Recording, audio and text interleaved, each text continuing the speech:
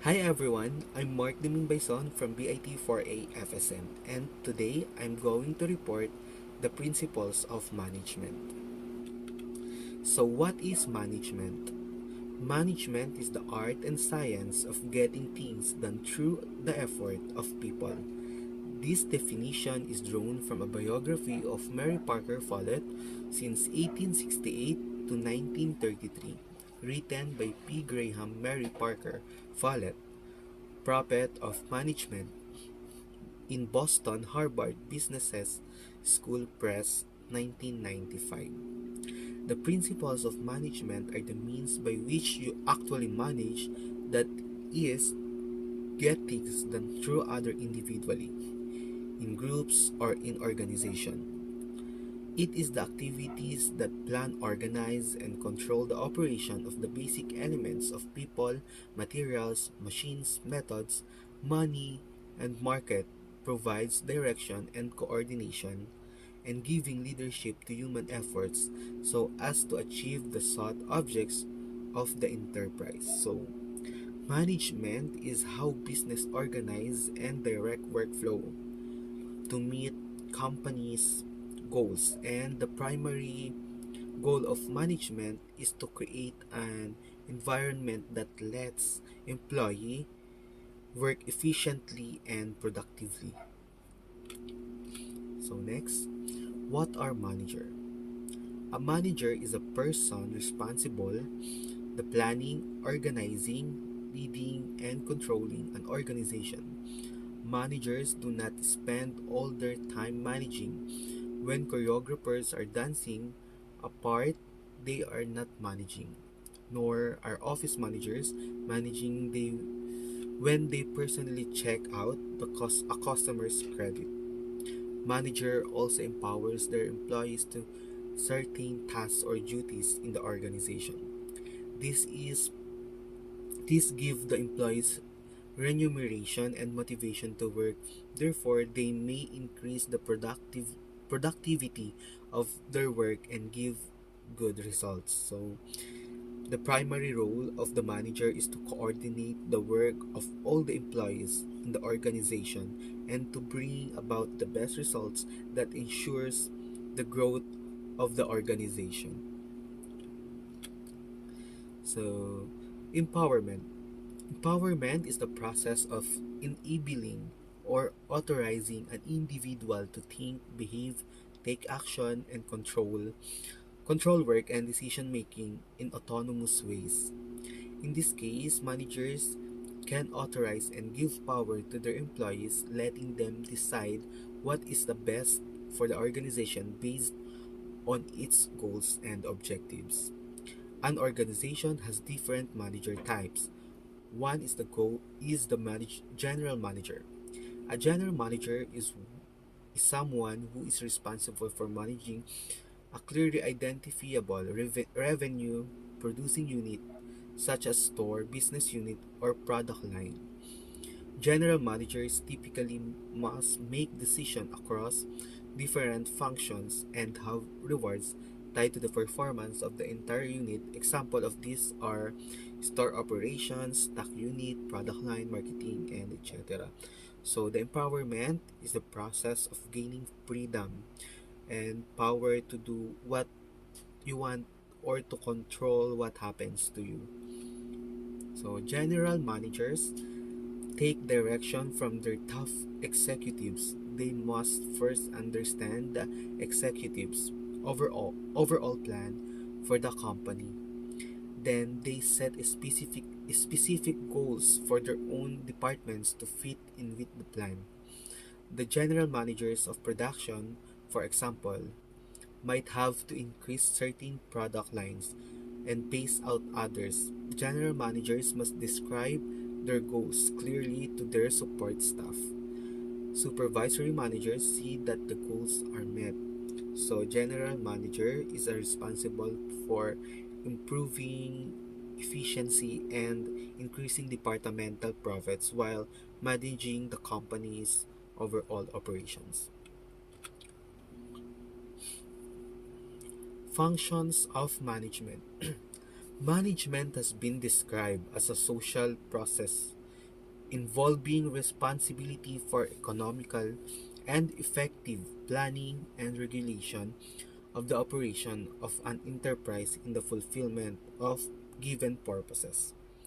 It is a dynamic process consisting of various elements and activities. These activities are different from operative functions like marketing, finance, purchase, etc. Rather, these activities are common to each and every manager's irrespective of his level or status. According to George and Jerry, there are four functions of management, namely planning, organizing, and the actual controlling. According to Henry Fayol, to manage is to forecast and plan to command and control. Where whereas whereas Luther Golik has given the keyword POSDECON, where P stands for planning, O for organizing, S for staffing, and DI for directing, and CON for controlling. Planning, organizing, staffing, directing, and controlling is the most commonly used and accepted functions of management, given by Knotts and O'Donnell. For the theoretical purposes, it may be convenient to separate the function of management, but practically, these functions are overlapping in nature. The functions of management are highly inseparable. Each function blends into the other and each affects the performance of others. So, the figure below shows the process of management. So first is planning, organizing, staffing, directing, and controlling. So planning.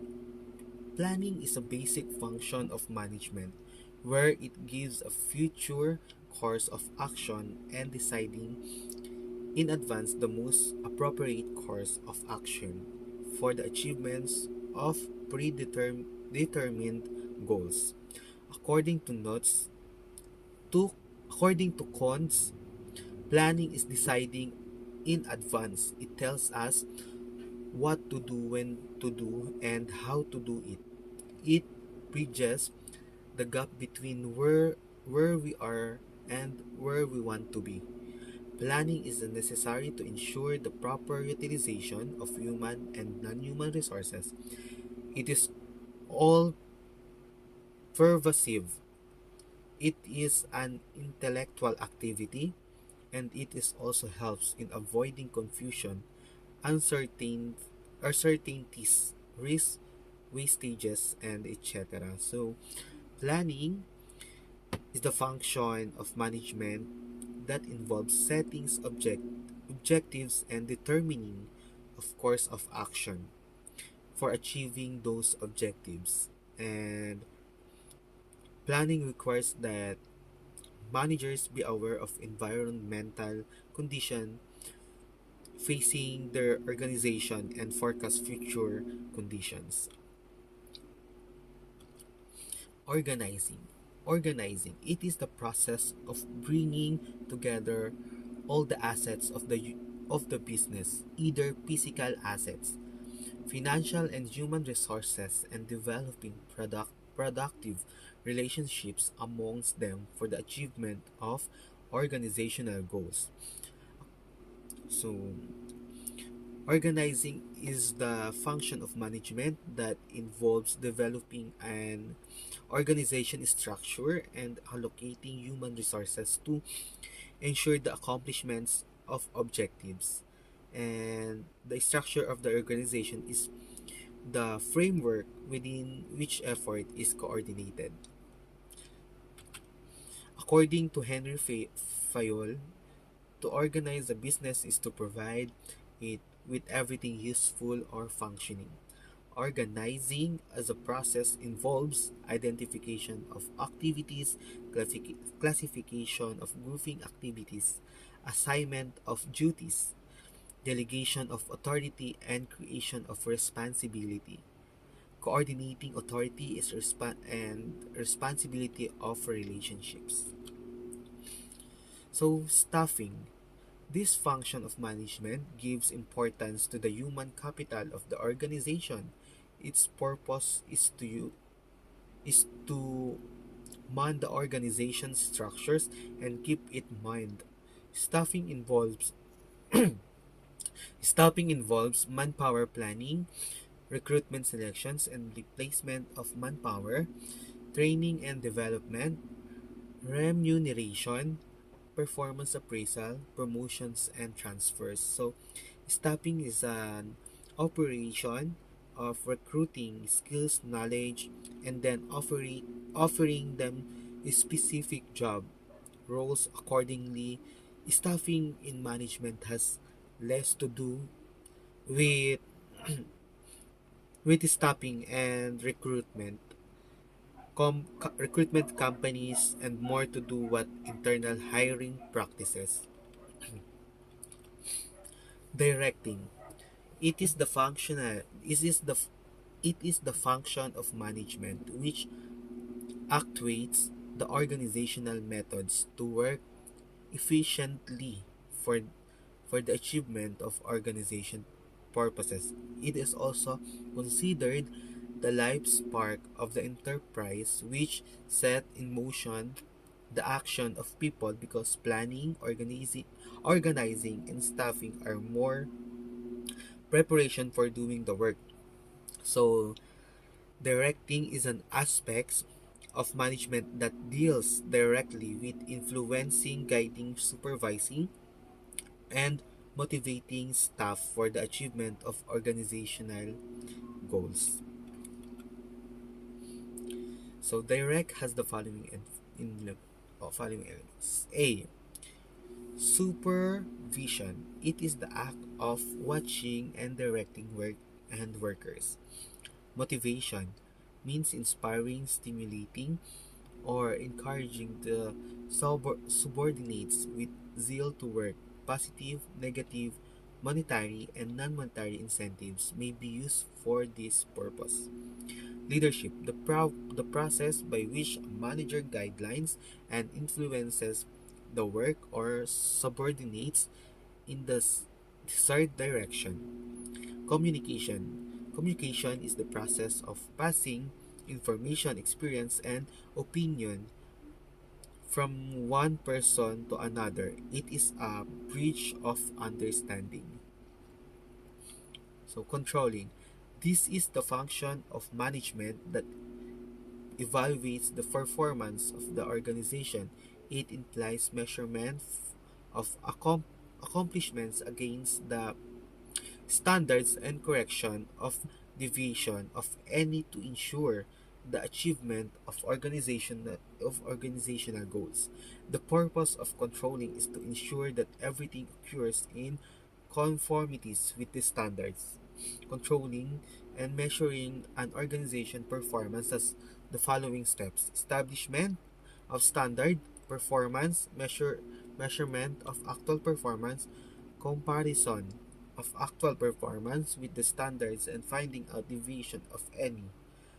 Number 4 is corrective action. Roles of manager. Managers assume multiple roles in organization according to Mintzberg. There are 10 roles common to the work of all managers. As summarized in the following figure, the 10 roles are divided into three groups: interpersonal, informational, and decisional. The informational roles link all managerial works together.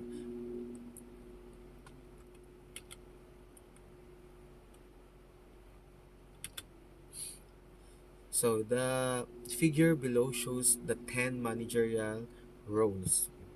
So to the interpersonal, figurehead, leader, liaison; interformational, monitor, disseminator, spokesperson; then sa decisional, entrepreneur, disturbance handler, resource allocator, and negotiator. Interpersonal category. The managerial roles in the category involves providing information and ideas. Figurehead. As a manager, you have responsibility. A manager is expected to be a source of inspiration. People look up to you as a person with authority and as a figurehead. Leader. This is where the manager provides leadership for your team, your department, or perhaps your entire organization. It's where you manage the performance and responsibility of everyone in the group. Liaison. Manager must communicate with internal and external contacts. You you need to be able to network effectively on behalf of your organization. Informational category. 4. Monitor. In this role, manager regularly seek out information related to their organization and industry, looking for relevant changes in the environment.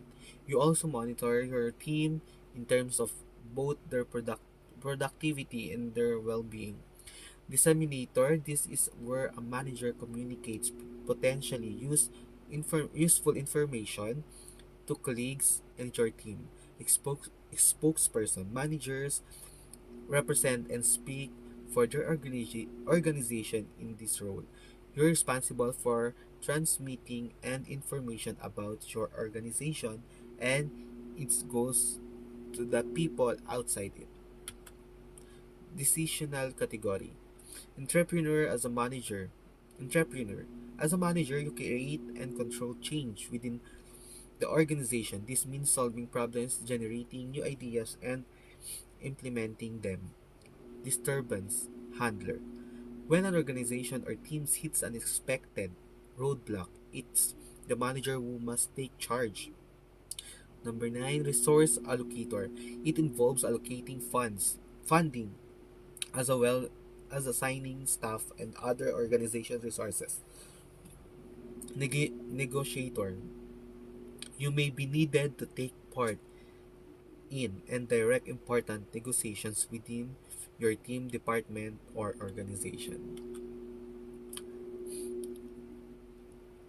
Technical skills. There are three types of managerial skills. So, first is technical skills.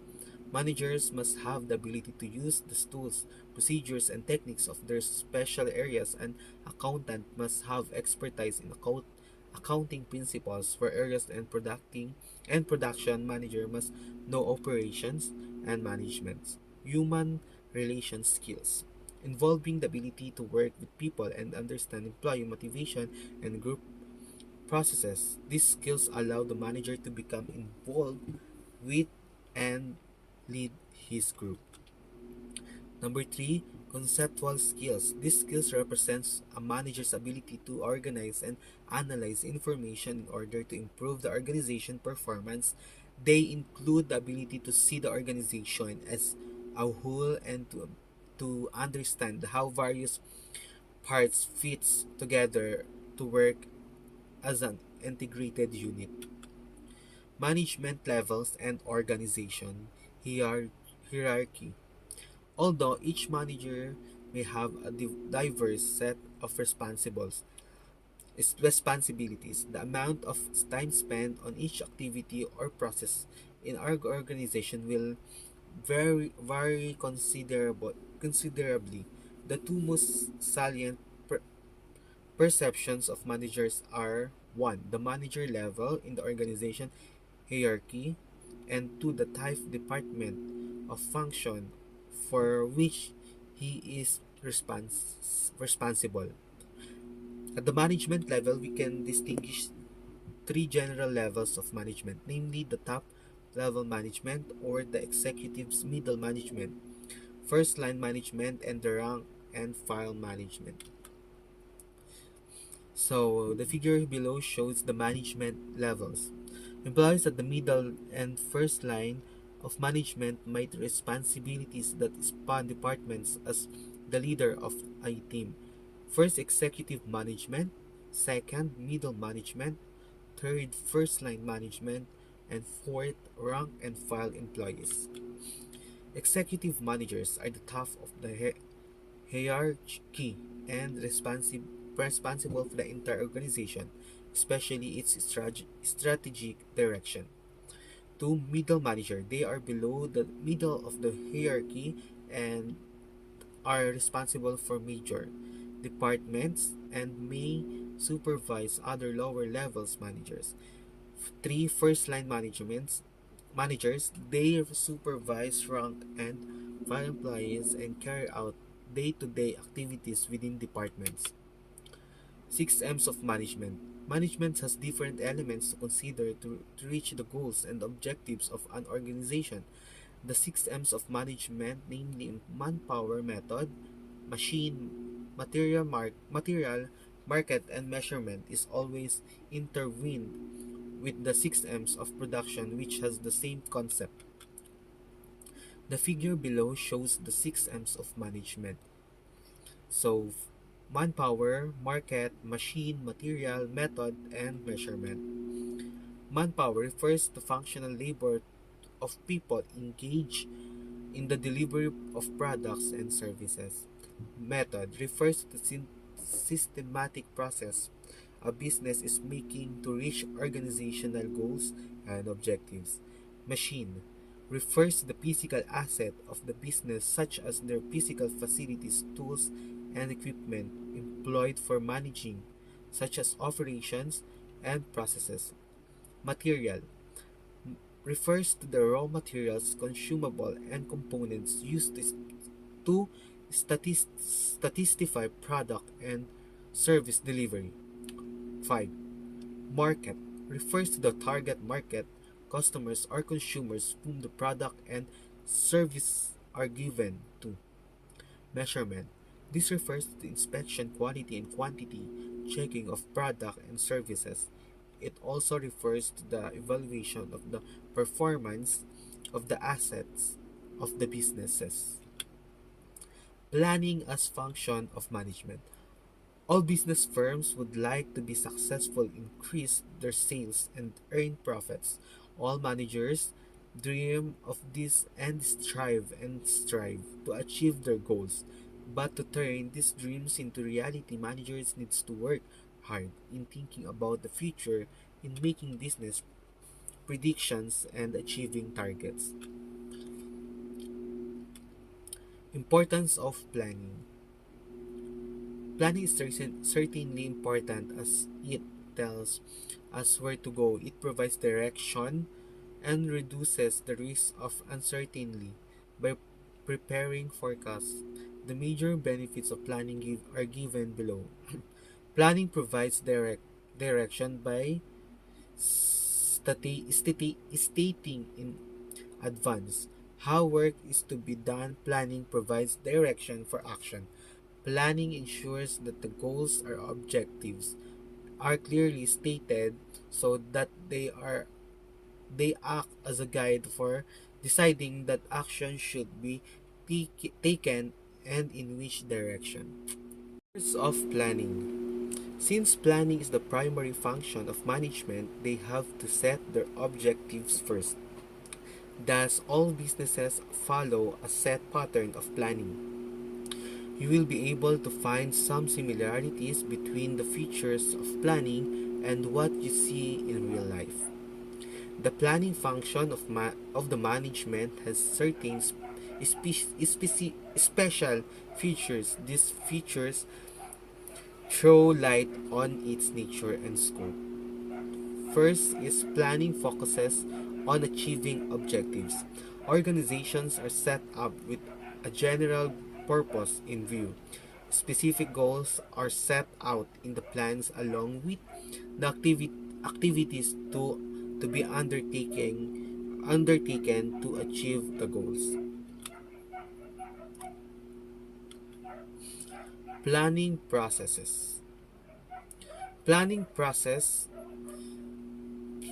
as well all know is deciding in advance what to do and how to do it. It is a process of decision making. How how do we go about making plan? Since planning is an activity, there are certain logical steps for every manager to follow. Setting objectives. The first and foremost steps is setting objectives. Objectives may be set for the entire organization and each department or unit within the organization. It should be stated clearly for all departments, units, and employees. Types of plans. Plans can be classified into several types depending on the use and the length of the planning period. Certain plans have the short-term horizon and help to achieve operational goals. These plans can be classified into single-use plans and standing plans. Single-use plan is developed for a non-time event or project. Such a course of action is not likely to be repeated further. Standing plan is used for activities that occur regularly over a period of time. It is designed to ensure that the internal operation of an organization runs smoothly, such as a plan greatly enhances efficiency in routine decision making. This is my report in principle of management. So thank you.